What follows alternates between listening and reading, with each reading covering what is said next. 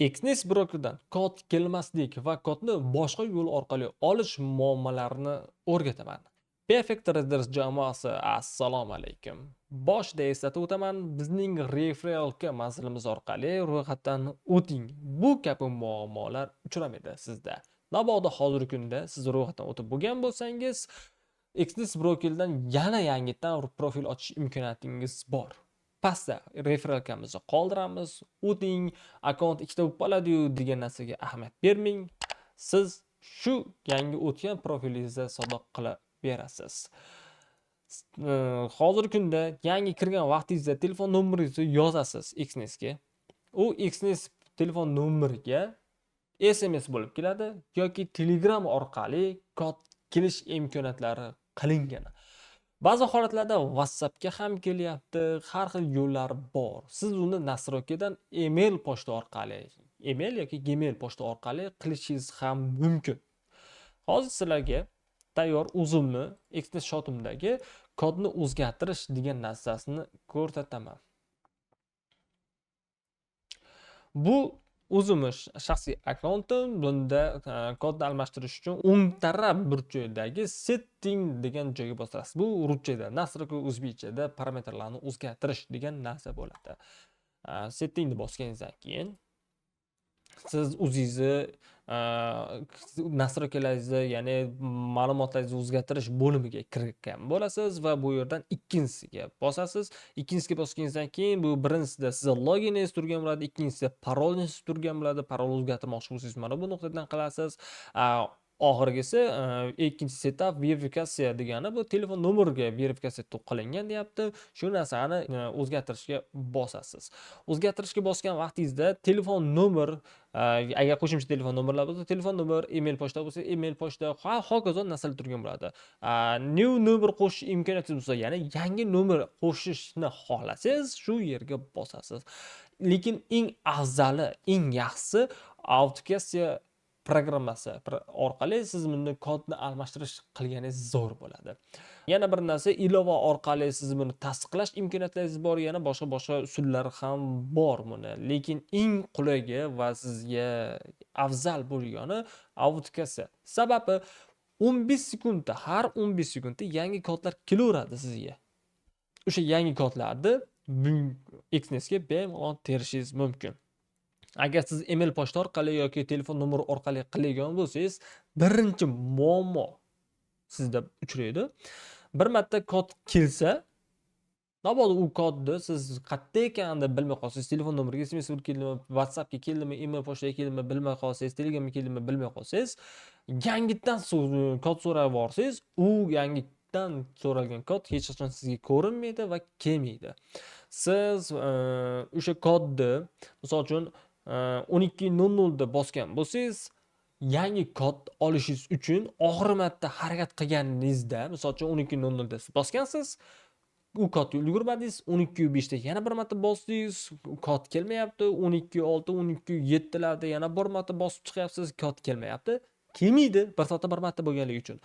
Siz o'sha oxirgi marta 12:07 da oxirgi marta bosgan bo'lsangiz, shu 12:07 dan 1 soat o'tgandan keyin 13:07 anacha plus minus bilan 13:10 da yana kod kelishlikni bossangiz, sizga yangi kod kelib beradi. Shu 1 soat kutib o'tirmayman. Menga sira kodlar kelsin. Har 1 minutdan keyin yangi kodlar olishdi, yangi pul yechishdi yoki pul tiqishdi, kod almashtirishni xohlayman degan bo'lsangiz, autentikatsiya sizga katta yordam beradi.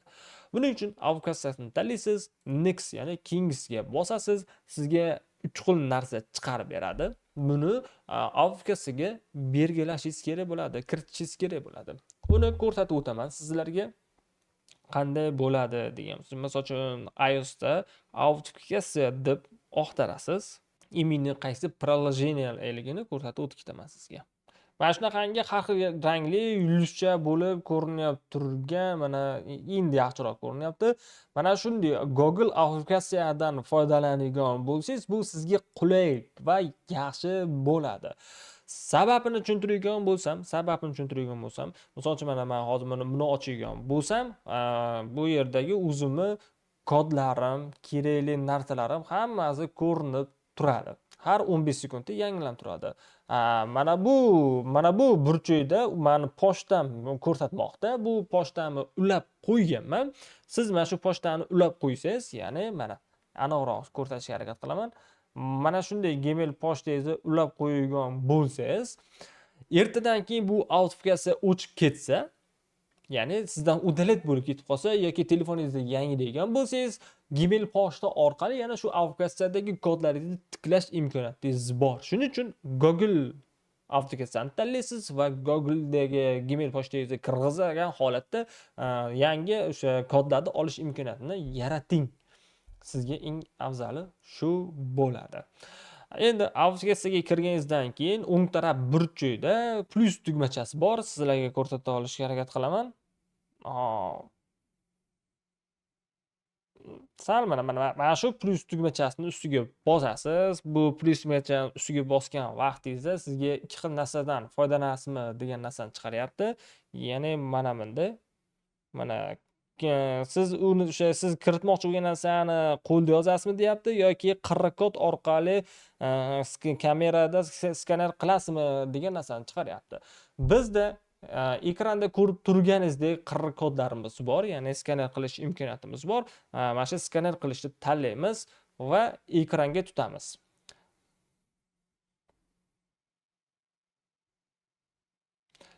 Hop, hozir banda qirra kodni oldi. Xo'sh, mana bu kodlar bilan bir xil bo'lishi kerak. Ha, bu mana shu kodlar bilan bir xil holatda turibdi. Agarda siz telefonda o'zida qilib turgan bo'lsangiz, mana bu narsani kopirovat qilib olasiz. O'sha knopka orqali o'tkazish degan tugmachani bosasiz.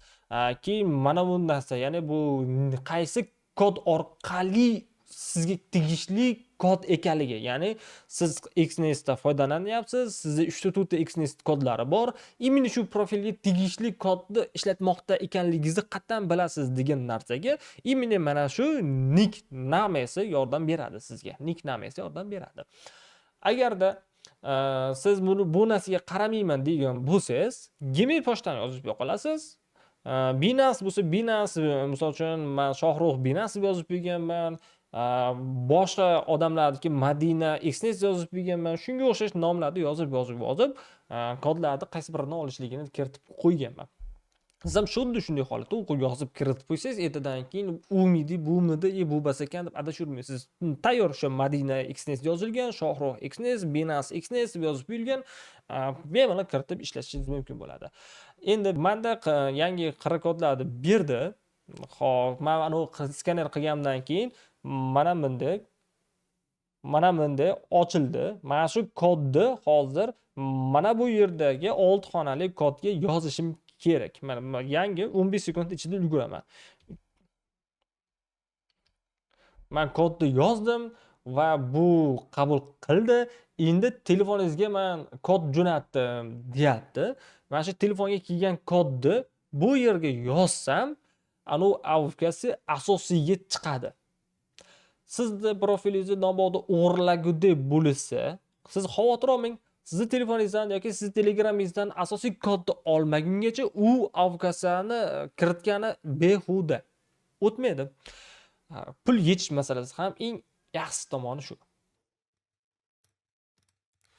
Mana hozir men uladim va autentikatsiya degan narsa yangilangan holatda bo'ldi. Oldingi telefon nomerlariga kod kelgani foydasi yo'q. Meni qo'limdagi mana shu autentikatsiya endi faqat kodni bera oladi. Navoda meni telefon o'zimda turibdi-yu, bu Xnest'ni kimdir o'g'irlagudek bo'lgan bo'lsa, hech kim pul yecha olmaydi.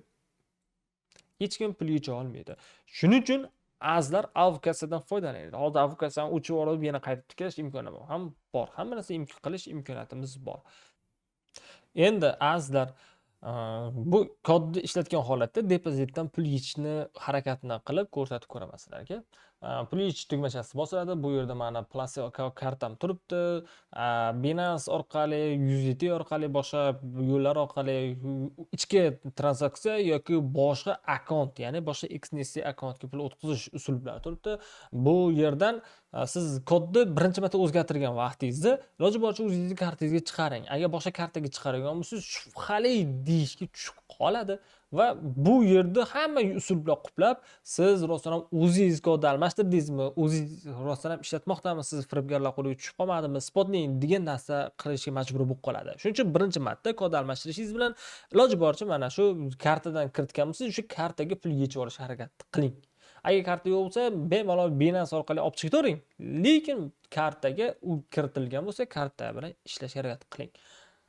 Hop, bu yerda o'sha mana nimam ekanligini ko'rsatmoqda. Mana shu profildan yechmoqchi ekanligimni aytmoqda. Qancha miqdorda yechishligimni so'rayapti. Mana eng kamida $3 yechishligini belgiladim va sariq tugmachani bosamiz. Bu yerda bitta tekshirib oling deyapti. Mana shu plastikka shu shotda mana shuncha miqdorda bez komissiya pul chiqarish degan narsani ko'rsatmoqda. Bo'ldi, hammasi to'g'ri va chiqarishni so'raymiz. Endi bu yerda push, ya'ni ilova orqali siz tasdiqlashni xohlaysizmi deyapti yoki text kod orqali deyaptimi? Bizda text kod bor. Haligi autkassaga kiramiz. Bu yerda kodimiz bor va bu kodni qabul qildi. Bo'ldi. Mana pul yechishga zaryadka berilganligini ko'rishingiz mumkin deyapti. Endi mana hozir bir marta pul yechdik, yana ikkinchi marta pul yechishga harakat qilib ko'ramiz. Karta orqali pul yechishni tanlaymiz. Yana shu $3, yana shu nuqtadan pul yechishdi, yana sariq tugmachani bosamiz. Yana text kodni bosamiz. Endi mana qaranglar. Mana shu sekund o'tgandan keyin siz harakat qilishingiz mumkin demoqda. Agar siz telefonga va Telegramga, Gmail pochtaga, ya'ni avtokassadan tashqari boshqa joylarga kod kirishni bosgan bo'lsangiz, 1 soatda bir marta ola olasiz. Bu yerda mana shu sekund, o'sha 1 minut vaqt tugagandan keyin bemalol yechib olish imkoniyatingiz bor. Hozir mana ochildi, yangi kod kirishingiz mumkin deyapti. Hozir bu yerga yangi kod kiritsam,